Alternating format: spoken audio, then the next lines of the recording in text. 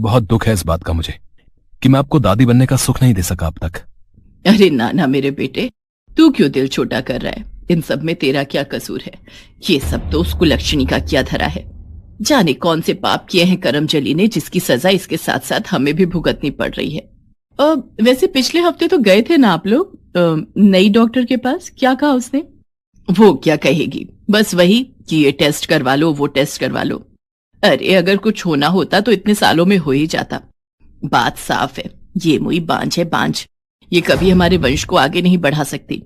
एक औरत होकर तुम ऐसी बातें कैसे कर सकती हो शीला? अब बस भी करो। और वैसे भी डॉक्टर ने सिर्फ माधुरी को नहीं बल्कि सुकेत को भी टेस्ट करवाने को कहा था, जिन्हें सुकेत ने कभी नहीं करवाया। आखिर आप कहना क्या चाहते हैं? तो क्या हमारे बेटे में कमी है? हे भगवान, लगता है ये नासपीटी तो काला जादू भी जानती है। जरूर कुछ मंत्र पढ़कर इन पर फूंक दिए हैं।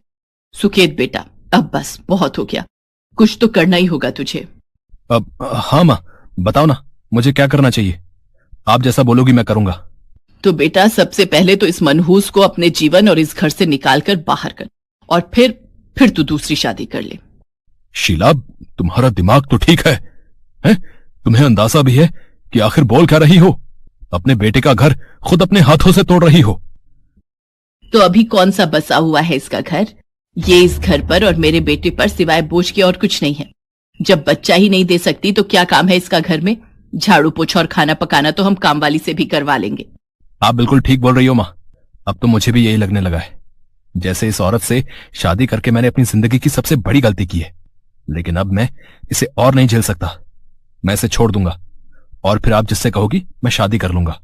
सुकेत, अपनी माँ की बातों में मत आओ तुम। कुछ ऐसा मत करो जिस पर कल को पछताना पड़े तुम्हें। वो बेचारी बिन माँ बाप की बच्ची है, उसका हमारे सिवाय और कोई नहीं है। उसे ऐसे छोड़ दोगे तो कहां जाएगी वो? पूरे घर में सिर्फ माधुरी के ससुर सुदर्शन ही थे जिन्हें उससे हमदर्दी थी। लेकिन इस बार उनकी कोशिश भी काम नहीं आई, क्योंकि शीला और सुकेत फैसला कर चुके थे। नहीं, भगवान के लिए ऐसा मत कीजिए, मुझे घर से मत निकालिए। मैं कहां जाऊंगी? मैं आपकी पत्नी हूँ, इस घर की बहू हूँ मैं।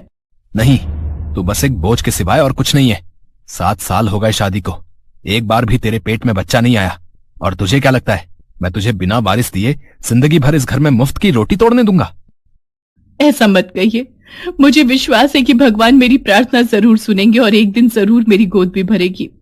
फालतू बातें मत कर। अरे तू तो इतनी बड़ी मनहूस है कि पैदा होते ही अपने माँ बाप को खा गई, और फिर उस चालू मामा ने मर दिया तुझे हमारे सिर पर, और फिर ऐसे गायब हो गया जैसे गधे के सिर से सींग। लेकिन अब बस, अब बहुत झेल लिया तुझे।